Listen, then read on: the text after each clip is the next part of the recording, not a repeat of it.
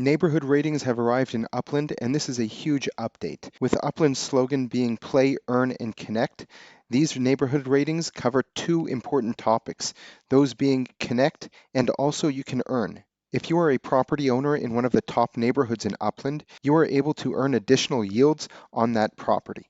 In this video, I'm going to explain everything you need to know about understanding how these neighborhood ratings work.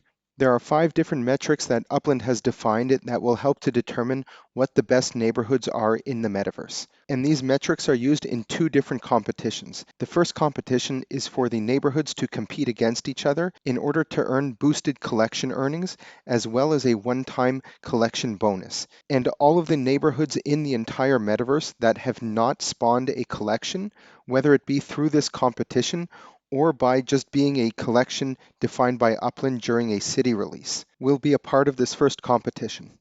And once a neighborhood has spawned a collection, then it moves over competing against all of those other neighborhoods that have collections. Now in this video, I'm going to be covering specifically the first competition. Now I'm here on the Upland Guide website, and you can see this link in the description below.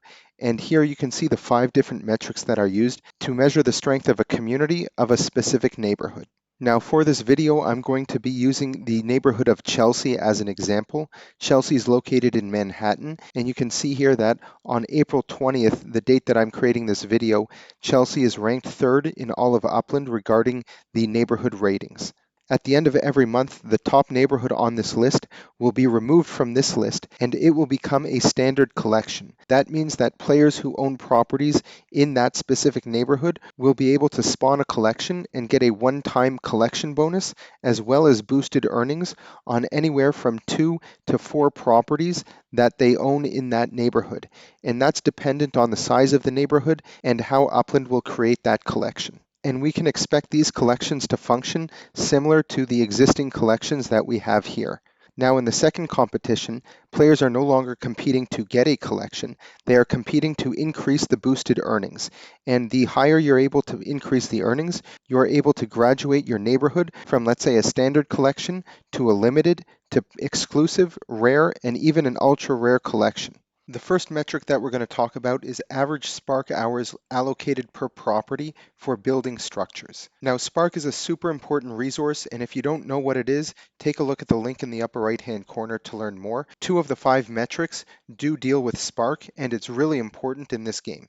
Each structure that you see here on the map is created using Spark. So an apartment building, for instance, takes 5,800 Spark hours to build. So players who are able to build up their community and invest these Spark hours are going to have it averaged out over the number of properties that are in the neighborhood, and that average is going to somehow be contributed to this neighborhood rating metric. Now, the more developed your neighborhood is, the higher your score will be in this specific metric. Now, I just want to take another minute and say that we don't know the exact calculation and exactly how they are combining these different metrics to get the score that they get. It is likely that these metrics are not weighted equally, and there is also an additional factor that is added in based on the size of the neighborhoods. If you have a very small neighborhood of maybe only 100 or 150 total properties and compare that to a neighborhood that has several thousand properties, it's going to be very difficult to compare those together, because naturally it would be very simple to create a strong community over a neighborhood that is extremely small versus something that is extremely large.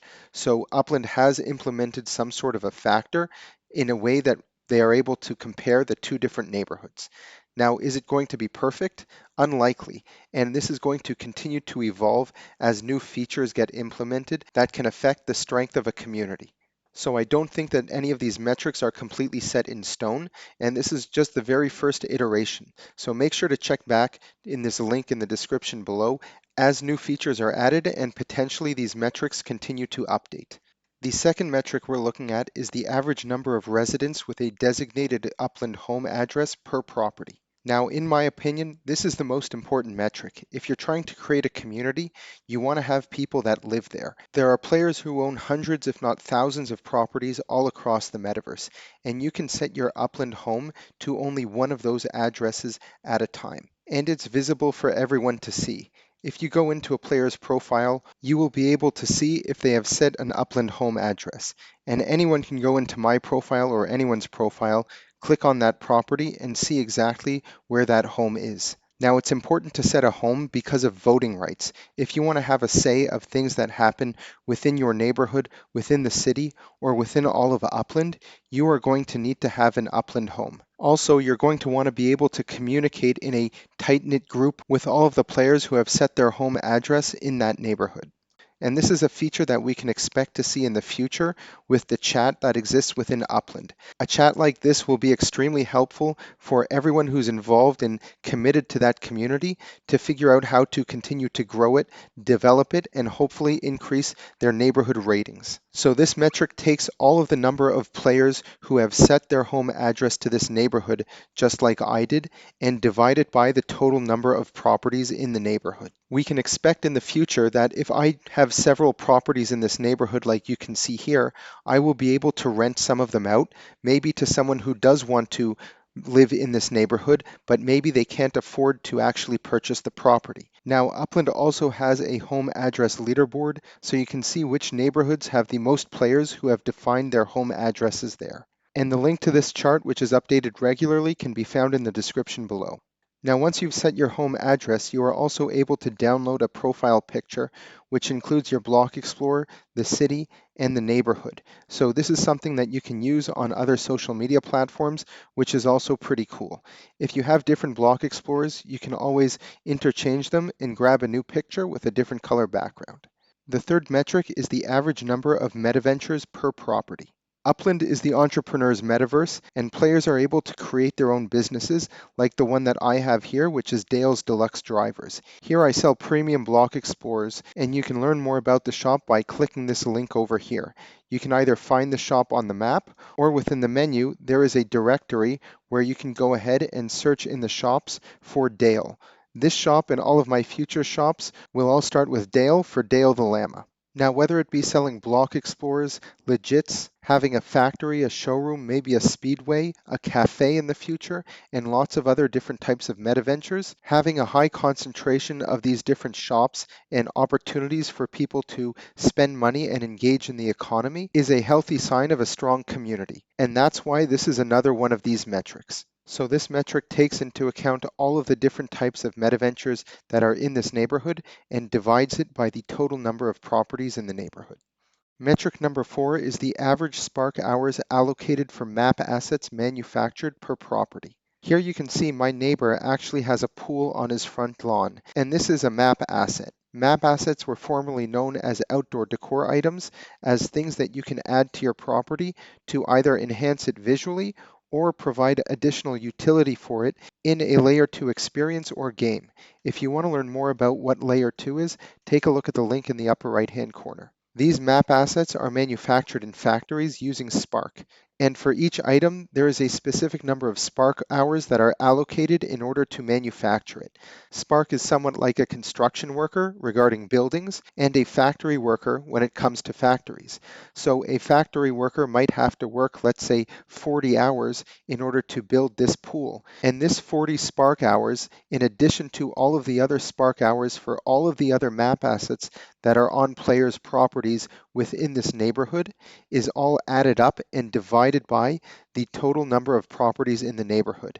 And that is the calculation for this fourth metric. The idea here, I think, is that beyond just having structures on your property, you do want to decorate it with some exciting things like maybe pools or fences, mailboxes, or whatever else you can think of. But in addition to that, the opportunity to provide additional utility to these items in a Layer 2 experience is also going to be something that's extremely important and valuable to have lots of these different types of map assets. The fifth metric is the average UPEX contributed to the community pool each month per property. If you want to learn more about the economy and the two different types of UPEX pools in the metaverse, take a look at the link in the upper right-hand corner or in the description below. When we're talking about UPEX contributions to the community pool, we're talking about three different things: venture dues, sales of items within MetaVentures, such as Dale's Deluxe Drivers, as well as property sales of the properties in that neighborhood. So starting with the property sales, let's say I wanted to list one of these properties that I own here for sale for, let's say, 100,000 UPEX, because this is easy to explain the calculations for. Every time you sell a property, 5% of that fee from the seller's side goes into the community. In addition to that, the buyer will pay 5% more than the asking price, and that 5% will also go to the community pool. So a total of 10% of the 100,000 UPEX, 5,000 UPEX from the seller, and 5,000 UPEX for the buyer, for a total of 10,000 UPEX, will go to the community pool. Now, this is an important metric because Upland is trying to drive economic activity all across the metaverse, and this is a great way to show that.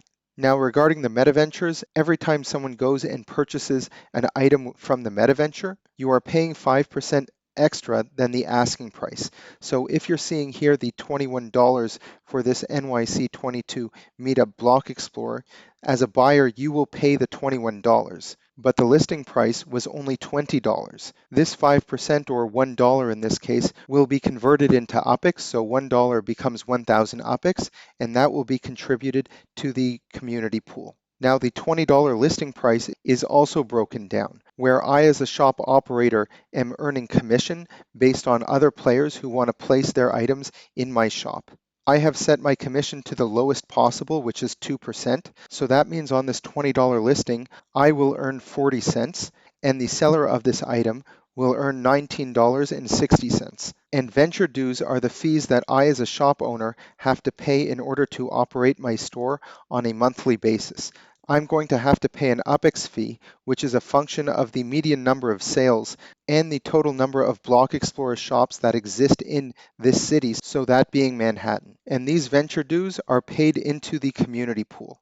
So when you add up these three different things, all of the venture dues from all of the meta ventures in the neighborhood, plus 5% of all of the items sold within meta ventures within that neighborhood, and 10% of sale prices of properties in that neighborhood, divided by the total number of properties in the neighborhood, is this last metric. So to summarize, I just explained these 5 different metrics as how Upland is going to be measuring what the best neighborhoods are within the metaverse. These metrics are not set in stone, and they will continue to evolve as more features enter the metaverse. So if you're going to want to build a strong community in Upland, you're going to want to focus on these things. By being involved in a community and investing your time and resources into developing it, you will be able to not only have pride in the fact that your neighborhood is a strong neighborhood within the metaverse, but you will also be able to earn additional UPEX because of that. You can learn more by watching some of the videos down below, and again, we have lots of additional resources on the Upland Guide website in the video description below as well.